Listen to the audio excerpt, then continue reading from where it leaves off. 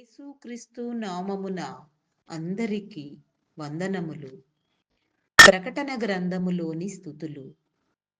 ప్రకటన 4వ అధ్యాయము 10, 11 వచనములు. 24 పెద్దలు చేసిన స్థుతి.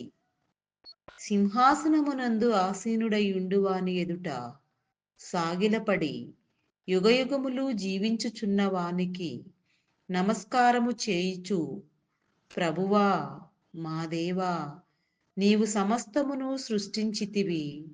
నీ చిత్తమును బట్టి అవి ఉండెను, దానిని బట్టియే సృజించబడెను గనుక నీవే మహిమ, ఘనత, ప్రభావములు పొందనర్హుడవని చెప్పుచు తమ కిరీటములను ఆ సింహాసనము ఎదుట వేసిరి. Praise the lord. అందరికీ మరణాత.